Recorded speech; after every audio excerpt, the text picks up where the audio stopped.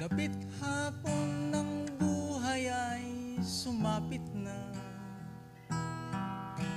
Lakas at panahon ay nagamit ko na.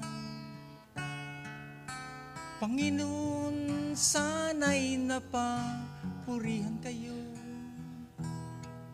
sa hiram na buhay na ginamit ko.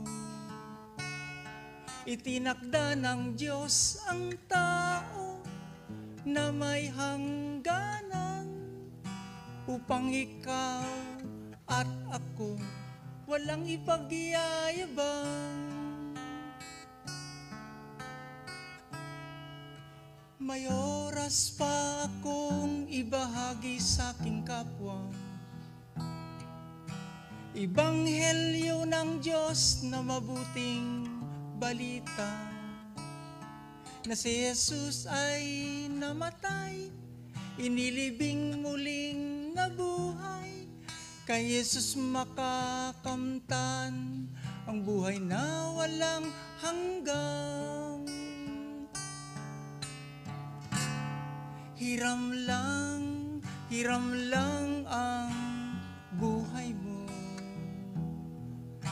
Hiram lang ang lahat ng nasa iyo.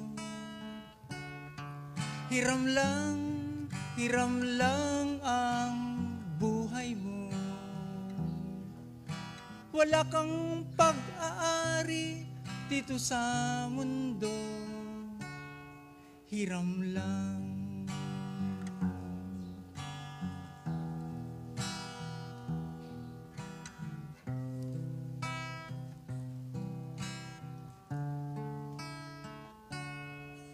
Ang gusto ng Diyos sa buhay na hiram, ang banal na Espiritu sa atin ang manahan.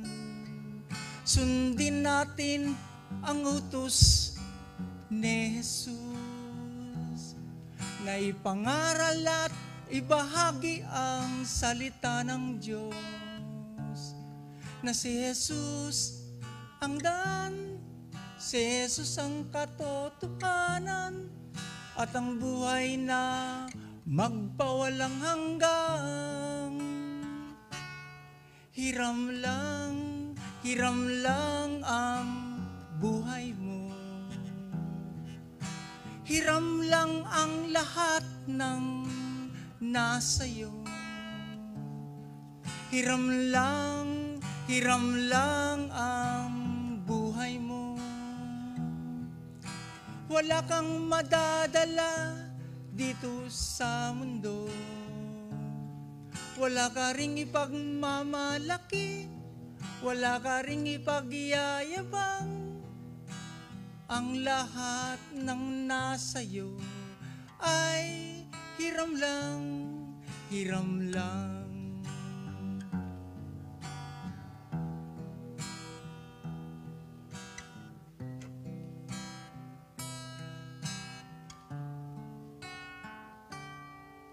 Ngayong alam nyo na ng buhay ay hiram. Maiksi ang dala nito'y kamatayan. Regalo ng Diyos mula sa langit ang kaligtasan.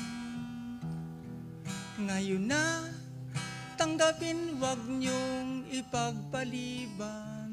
Tanging si Jesus ang daan, si Jesus ang katotohanan, at ang buhay na magpawalang hanggang.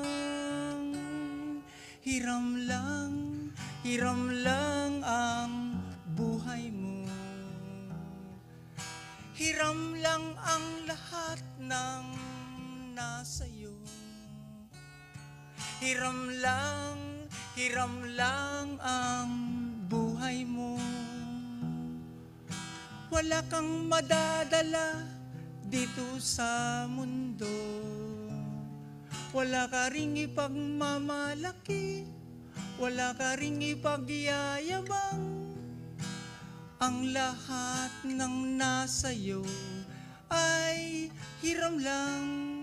hiram lang.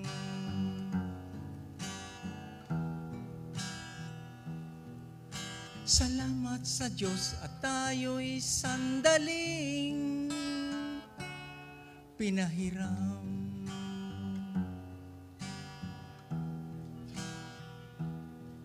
Babalik din ang lahat sa labok, ang buhay na hiram.